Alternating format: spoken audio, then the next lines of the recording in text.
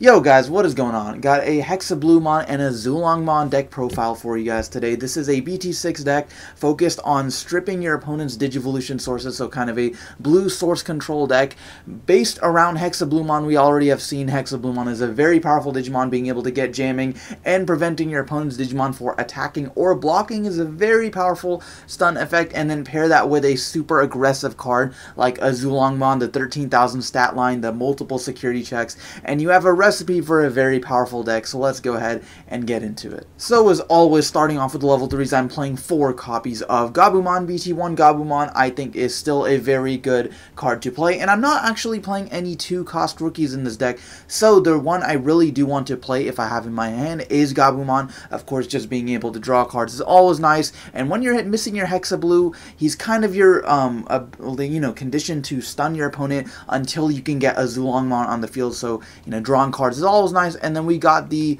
memory gainers here. We got 4 copies of Blucomon and 4 copies of Gomamon. Now this might seem a little bit excessive, however you are trashing Digivolution cards from your opponent's Digimon very often. These guys have the exact same effect, the exact same inherited effect, the only difference being that Blucomon is a 4 cost, though he is 3000 DP, and Gomamon is a 3 cost versus the 1000 DP stat line. I think they're both very good, and I'm maxing out because, as you will see later on, there are many ways to trigger these 2 effects, and it just helps you gain advantage in this deck very easily. And then moving on to the champions, yes, that is only 12 rookies, and partially the reason is because I'm playing 4 copies of Tobumon, who is a 3-cost level 4. So if you find yourself in a situation where you have this guy in hand but no rookies, you can play him and it's still not too bad. You're not super dependent on your Digivolution sources. You really are just trying to get your megas out as quickly as possible, so hard playing him from your hand is not the worst thing ever. And then of course we got the 4 copies of the 1-cost blocker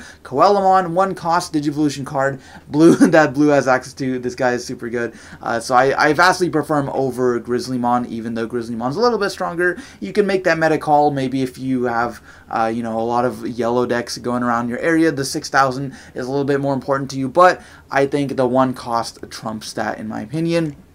And then lastly, for the champions, we are playing the Hexablue kind of, stat line, the Hexablue line where the Blucomon and the Paildramon, as well as the Crisp Paildramon you'll see later. But Paildramon's good because he's just a simple 2 Digivolve, and then when you Digivolve him, you trash 2 cards at the bottom of one of your opponent's Digimon. So lots of times, if you have Blucomon or Gomamon, this effectively makes him a 1-cost champion. Whenever you Digivolve him, you will get that effect and then trigger one of these guys, so that's super nice. And just controlling your opponent's field through Digivolution source trash. It messes with a lot of decks. It messes with the whole Digiburst mechanic and lots of maybe red decks that rely on security attack buffing and stuff like that.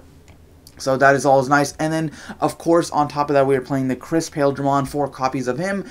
He's basically the Were-Garurumon of the deck with that same, security attack +1 boosting effect for his inherited, and then you also get to trash 1 Digivolution card from the bottom of all of your opponent's Digimon. So that's actually pretty cool. It's one of the only, spread effects, at least until we got to BT6, because then you also see we are playing Majiramon, who is another level 5 blue Digimon. Once per turn, his inherited reads that if your opponent has no Digimon with Digivolution cards, you get to unsuspend this Digimon. Now, that is a little bit different from a lot of these other effects like Crisp Paildramon, like Starter Deck Were-Garurumon, because this guy says, while your opponent has a Digimon with no Digivolution cards, this Digimon gains a certain effect, but this one says your opponent has to have no Digimon with Digivolution cards. So let me give you an example scenario here where these two would resolve differently. So imagine your opponent has 2 Digimon on field, and one of them has sources and one of them doesn't. Well, in that scenario, you would be able to get Crisp Paildramon's effect, but you wouldn't be able to get Majiramon's effect. For Majiramon to trigger, your opponent would have to have, let's say, 2 Digimon. Neither of them have sources. Alright, so that's kind of the difference there. And then, of course, he has a nice 1 Digivolving effect to trash the top Digivolution card of one of your opponent's Digimon, which is a little bit more rare.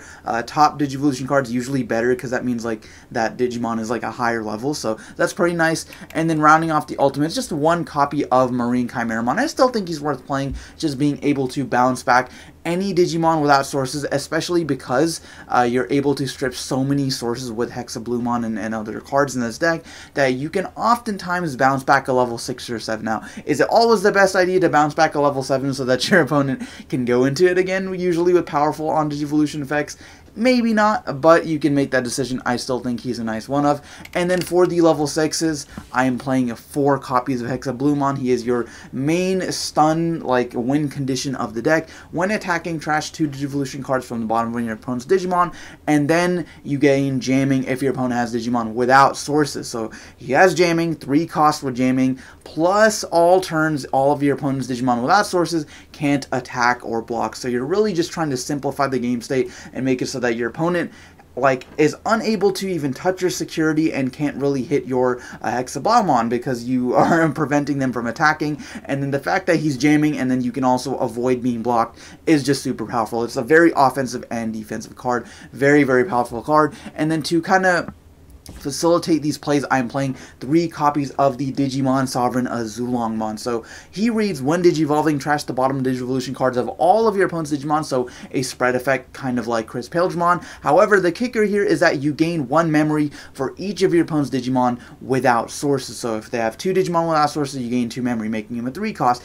If you have, if they have multiples, maybe if you're playing against like a Jessmon or like a Lord Knightmon, you can potentially gain 3, 4, 5 memory, which is super sweet. And then for each of your opponent's Digimon without Digivolution cards, he gains security attack +1. So in our previous scenario, let's say your opponent has 2 Digimon without sources, both of them have no sources. This Digimon will gain security attack +2, so then he will check 3 cards at 13,000 DP. So just such a powerful card overall. And man, when this card was first revealed, I was losing my shit. Like, this guy is just looks so badass, and I love how well he synergizes with Hexabluemon. So that is it for the Digimon in the deck. And then for all the other cards, 4 copies of Tamer, of the Tamer Sora and Joe.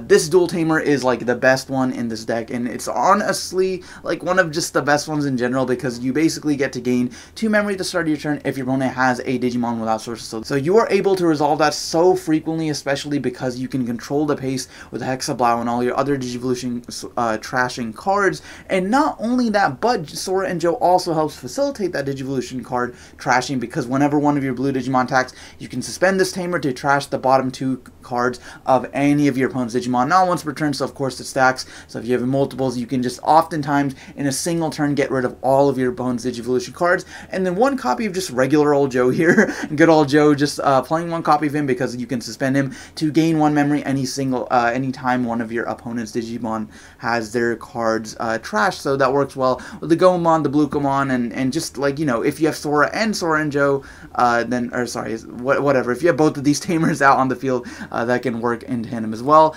And then for the option cards, just playing a couple of memory boost cards. So 2 copies of Blue Memory Boost, which helps you search through your deck, and then of course that delay effect, which gains you 2 memory. So not actually playing Hammer Spark in this deck, because I do think these memory boost cards work so well. Being able to search and gain the memory is awesome. And then 1 copy of the Howling Memory Boost, so it effectively has the same delay effect as the Blue Memory Boost. As all the other memory boost cards, it stays in your battle area, and then you can trash it at any later point and gain 2 memory. But the nice part about this is you get to trash 2 Digivolution cards from the bottom of your opponent's Digimon. So if you have the Gomamon or the Bluecomon, this makes this a 2 cost option card versus a 3. And then one of your opponent's Digimon without sources cannot attack or block. So it's like a little more aspect of stun there, like a mini Hexablow just for a single turn, which is super sweet. So I think 1 copy of this is pretty nice.